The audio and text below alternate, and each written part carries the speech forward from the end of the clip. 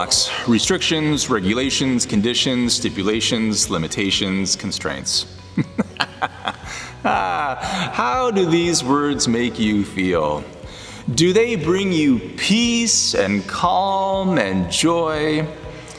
What if I said them differently, stretching them out and smiling as I spoke? Roadblocks.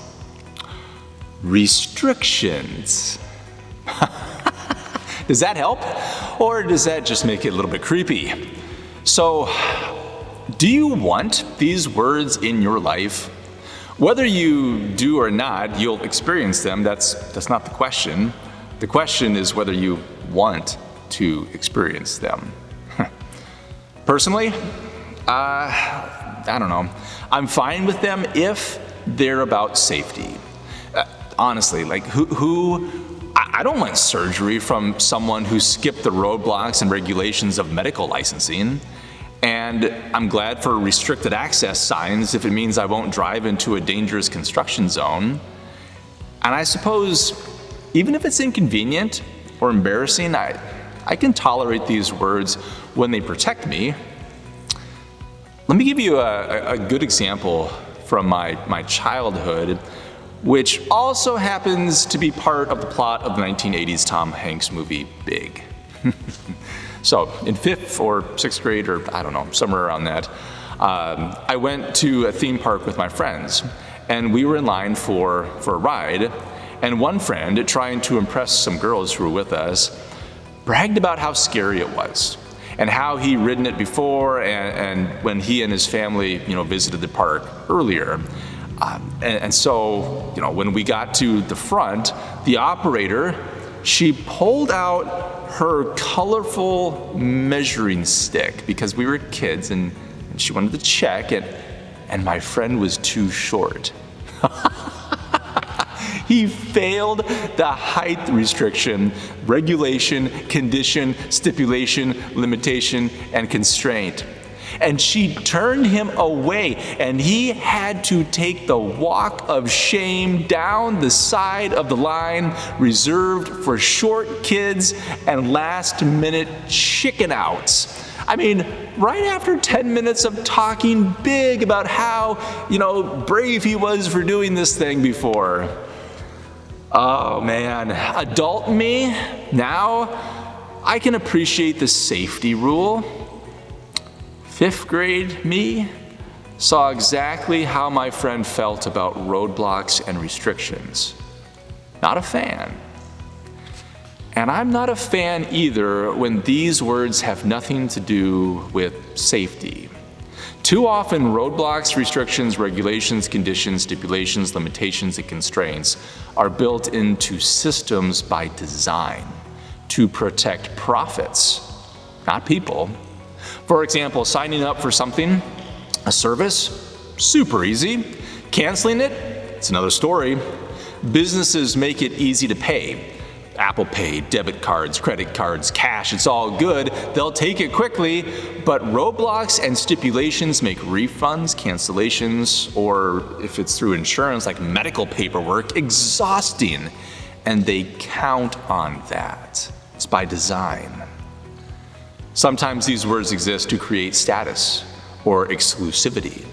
Not everyone can swim at the country club pool. Conditions apply. You can't build apartments just anywhere. Stipulations apply. Not everyone gets into Harvard.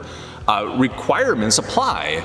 Clubs, governing boards, associations, and events use these words to decide who is in and who is out. Who belongs? Who does not? Roadblocks, restrictions, regulations, conditions, stipulations, limitations, and constraints do not always lead to life and flourishing. On the contrary, they can be detrimental to your well-being. But I do have to say that I think we've become accustomed to dealing with these words in our lives.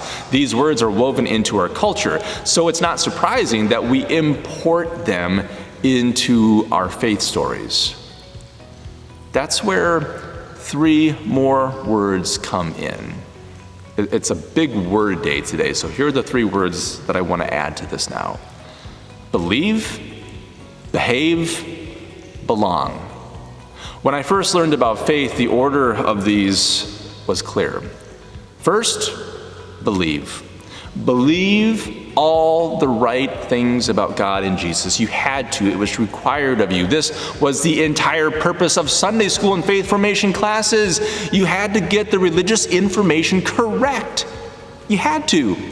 Number two, then, after you developed enough of the correct belief systems, you had to behave the right way. So, Chad, don't say that word in church. Chad, you can't wear that outfit in church. Chad, don't steal, cheat, or lie. And it just kind of went on from there, but behave the right way. And then, number three, finally, after you believed correctly, behaved correctly, you could then belong. You could be part of the faithful community. You could be a part of God's story. You could experience flourishing, peace, and wholeness. Belonging came only after you cleared all the roadblocks of believing and behaving. A reading from the Gospel of John.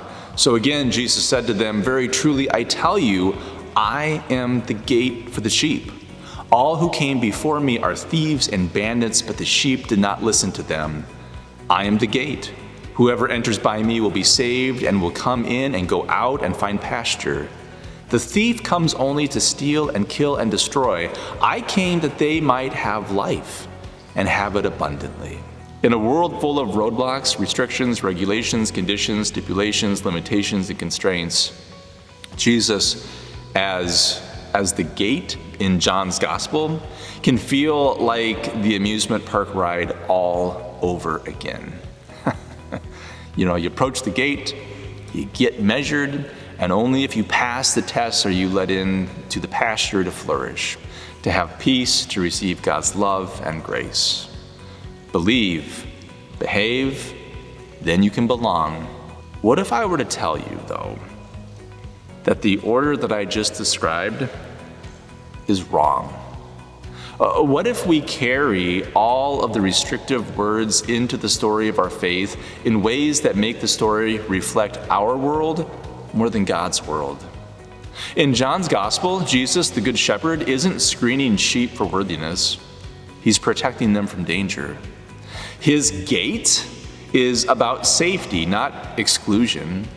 When Jesus heals, feeds, welcomes, loves, teaches, and forgives, he never first checks belief statements or moral resumes. With Jesus, belonging comes first. From belonging, we learn to live, how to love, forgive, and extend grace. And from living that way, we come to truly believe that Jesus' way leads to life. That's belong, behave, believe, not believe, behave, belong. For Jesus, it's always been about belonging, behaving, and believing. The problem is, once we inserted roadblocks into our faith, belonging got pushed to the end of the line. In the story of our life, a life that is full of loss and joy, endings and beginnings, in that mess, we need the Good Shepherd's promise, a love that bypasses all the roadblocks, restrictions, regulations, conditions, stipulations, limitations, and constraints that we pile onto ourselves and others. Today, hear this good news. God's love breaks down every barrier that you've put in your way to the love and grace of God, to acceptance, to mercy, to compassion, to hope, to second chances, to joy, to flourishing. That is the promise. And for that, we say thanks be to God. Amen.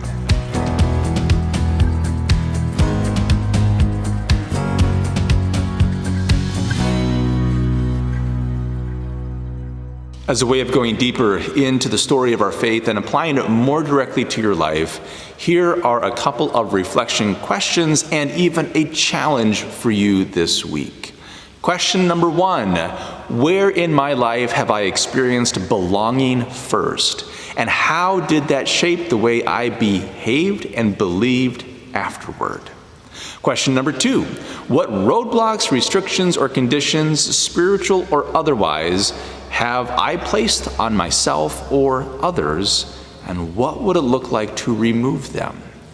Journal about these questions, think about them, talk to them with a partner. You have time now to pause the video or come back to them later.